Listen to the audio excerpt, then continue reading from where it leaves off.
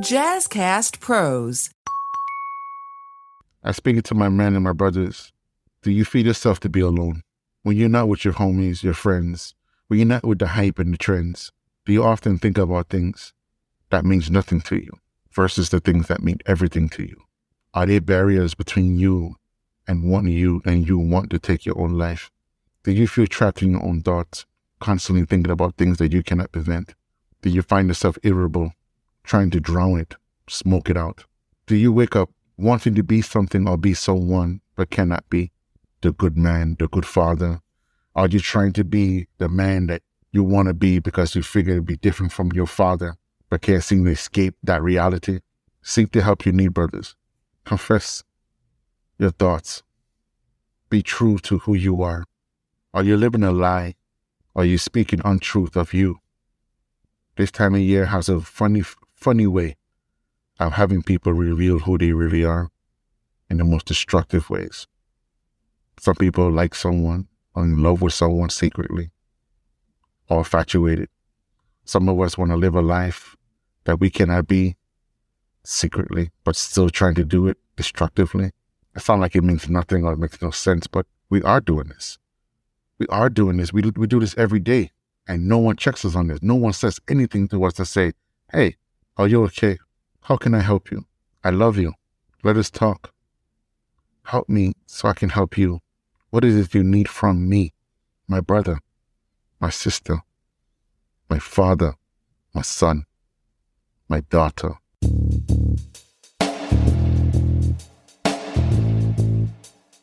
Welcome and greetings to Father Torch, the podcast to help you, the new and renewed fathers, cope with the anxiety and stress of fatherhood so that you can be the father you wish you had. I'm your host, Ra, founder of Abimelech Foundation, an artist, a father of 9. My mission is to help reclaim your power, ease your mind and concerns about being a father in today's social climate.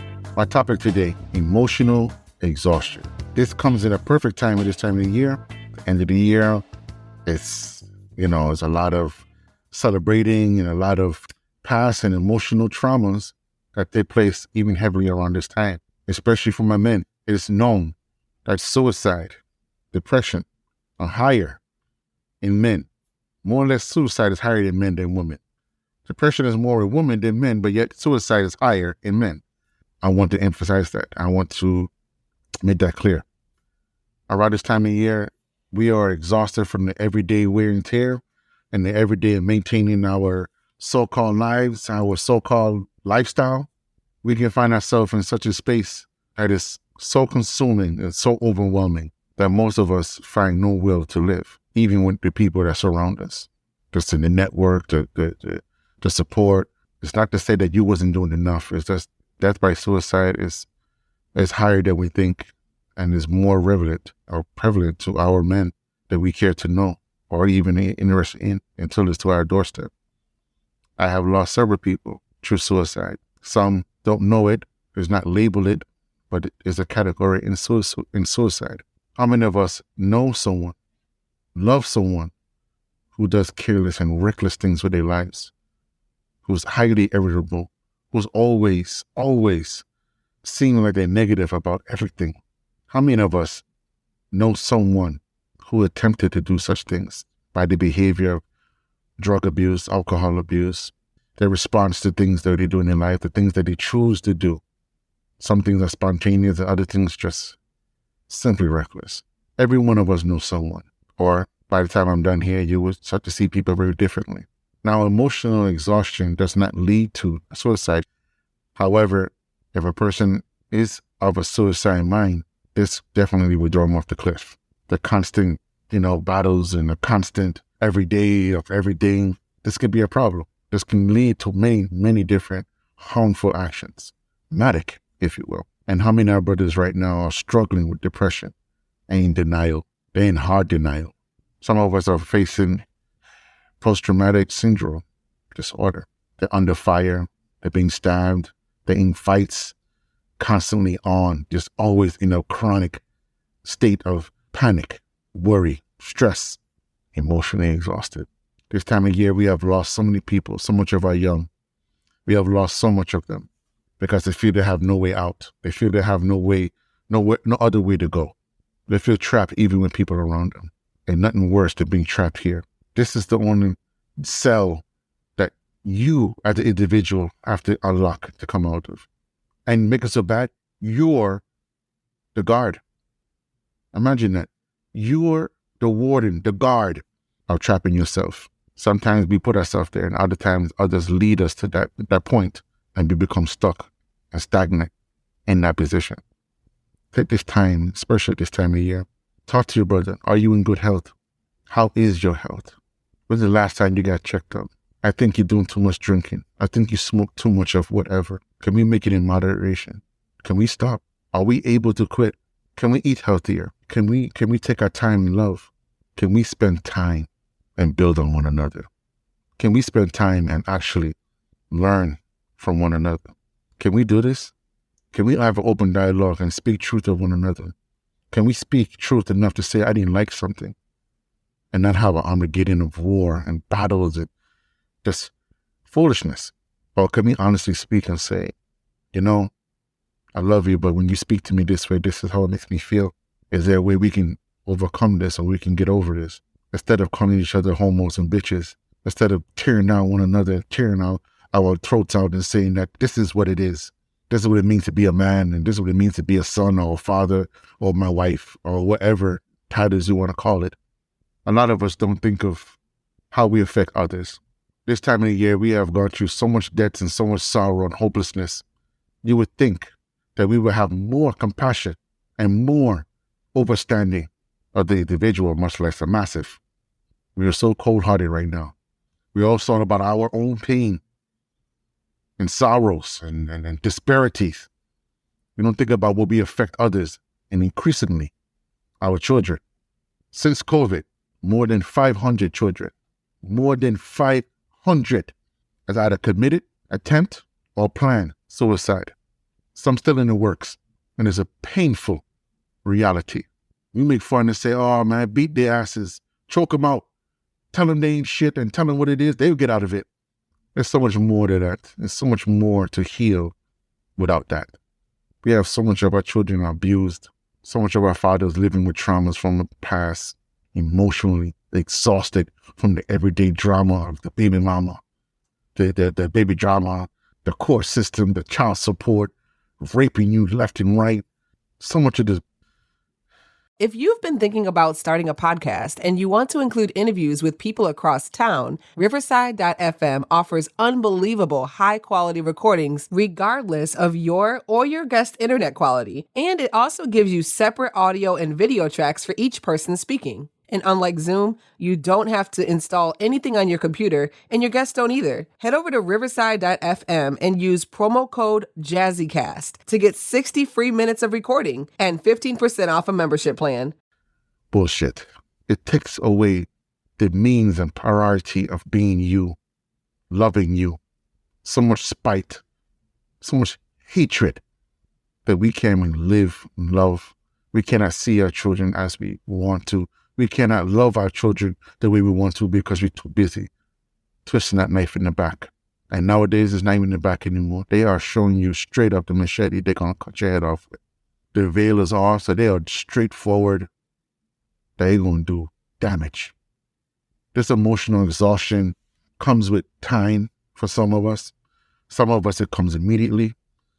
Some of us, it's a buildup of a lot of different foolery.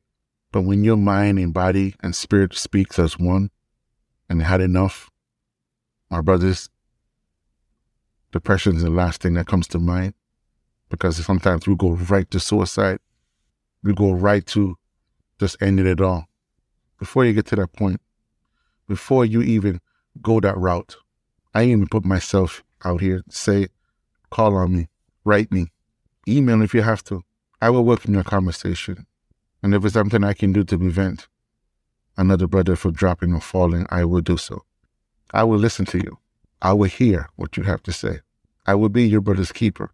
I will not right your wrong, nor would I judge you. I will establish my communication to you. I will make you understand that you are worthy of love and forgiveness, because I am your brother and I am your brother's keeper. We need more brothers out here taking care of our brothers, our elders, our sons and daughters. This time of year is a depressing year. It's a pagan. It is dark and cold. It is distant. It is commercial. It is a dark, dark time that we must shed light on. Take this time to spend time with your children. Listen to them, talk to them. Take the time to talk to your husband, talk to your wives. Alleviate the exhaustion of being overwhelmed emotionally as well as sometimes physical. Take this time to talk. I urge you to talk. Sometimes you don't even have to utter a word to talk. You could just hug, rub the back, squeeze the the legs, excuse me.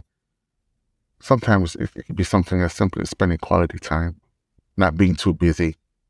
Be that guardian, that love. Be that one that many can learn from. When we lose a daughter, we lose many nations. When we lose a son, we lose so many warriors and kings. So much of them are confused and angry and alone, making decisions just because they think that is what's best because no one else is telling them different. This emotional exhaustion is no joke. This is why I like to introduce emotional intelligence to help cope and deal and develop better ways and healthier ways of how to cope and deal. Emotional exhaustion takes away the ability for most of us, and men especially, how to communicate my pain, my sorrow, my frustration, the state of I cannot cope, cannot deal, and don't know what to do. It's a dangerous, dangerous life to live. We have too much of our fathers in this position. We have too much of our sons, especially our young sons, our warriors in this position, and they are dying out here. We focus on the guns, we focus on the schools, we focus on how they living and partying and this, but we're not focused enough. We're not listening. We're judging, we're condemning, we're damning. We're too busy telling you what you need to do, how you need to go about it. Their future is not our future. Their future is not what we think it should be. Like it would never be the same. But we need to listen. We need to listen and really, and I mean really, overstand our position to support. Because to support them is not about us. It's about how we can make them feel supported, heard, validated, feel that the development and the skill set that they are put in front of, that they can handle it. We're not doing enough of that. We're too busy casting judgment again, speaking out of exhaustion and frustration, living our lives through their youth. My brothers, suicide, depression, exhaustion is a real thing. It's something that we don't speak on, but yet we see every day. Every day we see this. Every day we see our fathers, our brothers go through it. And we allow our pride and so-called ego blind us. I love each and one of my brothers. I love each and one of my brothers, and so much so that I will listen. I'm telling you straightforward, I will listen. And I will tell you straight, you are worthy. You are loved. I am your brother's keeper. Let us focus. Let us center our emotions. Allow me to support you. Allow me to help you be the better version of yourself. I don't want to tell you what to do. I don't want you to live how as I see deem that you should be. I want you to be the best that you want to be by allowing you to put in that work. Allow you to be who you need to be. If you need to be hard, if you need to cry, if you need to speak hard, harsh, to let it out, I welcome you. Let's start being there. Let's start making the norm to be there for one another. Let's start making it a norm for us to recognize mental and or emotional exhaustion. We could be confronted with so many things. We'd be so upfront of, we ready to beat down someone if they offend one of us. We ready to fight anyone who feel that we disrespectful to us, or even simply wearing a color. We're so quick to do that. We would do that in a heartbeat, but we won't ask each other, are you suicidal? Are you depressed? Is your health in good condition? Are you in a good space? What is your mind like right now? Who are you spending time with? What kind of company are you keeping? Who's entertaining these thoughts with you? Am I the problem? We don't ask these questions, nor do we care to ask these questions. And if you're among someone who does not value you, and I say you, I mean everything of you, your hair, your color, your height, your weight, They don't value nothing of you. I don't know why you're still around them. Ain't that much loneliness in the world or ignorance. Love yourself. Love who you are. Be who you are with pride and your ego intact. Confidence, self-esteem, all these things coexist with each other to help you balance out. And no, I'm not talking about general anxiety and, people having panic attacks and things of that nature, although those things are attached to depression and, attached to suicide and attached to being exhausted, emotionally. This is not for all situations because we must always consider the factor environmental, religious status, culture, or environment, or simply the individual of what they're going through and how can we resolve what they're going through. Hey, if you're enjoying this episode, check out Healthy Illness Podcast. I am Kelly Marie, your host, and this is the podcast to help you build better relationships while living with mental health conditions. I'm diagnosed and live with borderline personality disorder, major depression, and generalized anxiety.